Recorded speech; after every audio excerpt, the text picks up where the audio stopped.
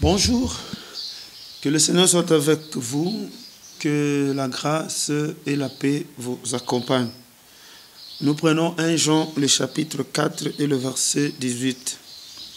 La crainte n'est pas dans l'amour, mais l'amour parfait bannit la crainte, car la crainte suppose un châtiment, et celui qui craint n'est pas parfait dans l'amour. Oui, ce verset est clair. Je suis en train de me demander ce que je vais expliquer. Parce que quand on parle de la crainte, on voit, ou ici on dit on suppose un châtiment. Donc tu te dis, si je ne fais pas ça, Dieu me fera ça. De tout ce que tu redoutes, c'est un châtiment, c'est le fouet.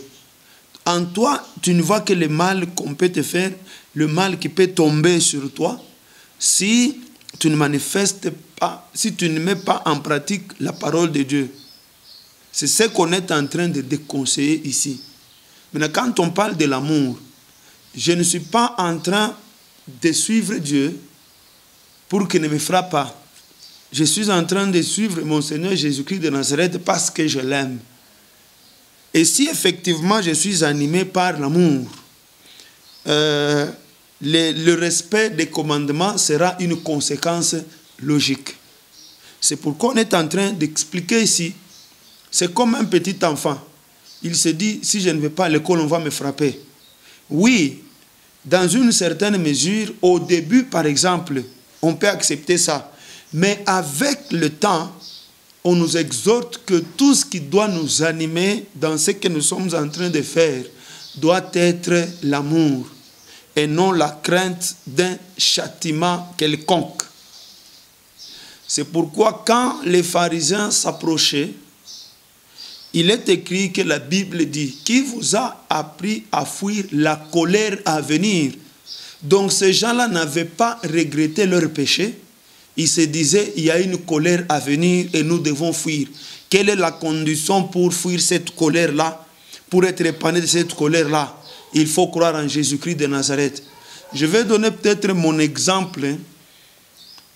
Au début, avant que je rencontre Jésus-Christ de Nazareth, j'écoutais beaucoup de témoignages de soi-disant anciens sorciers, mais la plupart des cas, je me suis rendu compte avec le temps qui n'avait pas encore rencontré Jésus-Christ de Nazareth, c'était un prolongement du ministère du diable, mais au milieu des enfants de Dieu. Il nous disait ce qu'il nous faisait, il nous disait les risques qu'on courait. Si on ne donne pas notre vie au Seigneur Jésus-Christ de Nazareth, on serait ensorcelés, nous sommes des jouets. Et je me dis non, moi je ne peux pas accepter d'être jouet d'un occultiste. Je ne peux pas accepter d'être ensorcelé. Alors, quelle est la condition? Croire au Seigneur Jésus-Christ. On pose la question après, qui ont cru? Moi, j'étais le premier à croire. Ça s'est produit 2 fois, même 3 fois. J'ai croyé toujours, mais après un temps, j'ai retourné dans le péché. Pourquoi? Parce que je ne regrettais pas mon péché. J'ai fuyé la sorcellerie. Je ne voulais pas être victime de la sorcellerie. Voilà ce qui m'animait. Si tu es animé par la crainte de quelque chose, sache que tu ne feras pas long feu dans cette marche. Si c'est la crainte de Dieu et non l'amour, sache qu'après un temps, tu vas te fatiguer, tu ne sauras pas faire route avec le Seigneur. Aujourd'hui, je t'informe que si c'est l'amour qui te conduit, sache que tu commences ta marche avec le Seigneur et vous allez terminer ensemble. Si c'est la crainte, à un moment donné, les commandements du Seigneur seront un fardeau. Tu diras, ok, advienne que pourra, qu'il me frappe alors parce que je suis fatigué, je n'arrive pas à mettre en pratique sa parole. Mais si c'est l'amour, une force te sera communiquée et tu verras que ce n'est pas difficile de mettre en pratique la parole de Dieu.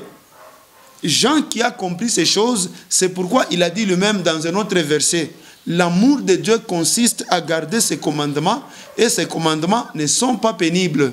Que Dieu vous bénisse et à la prochaine.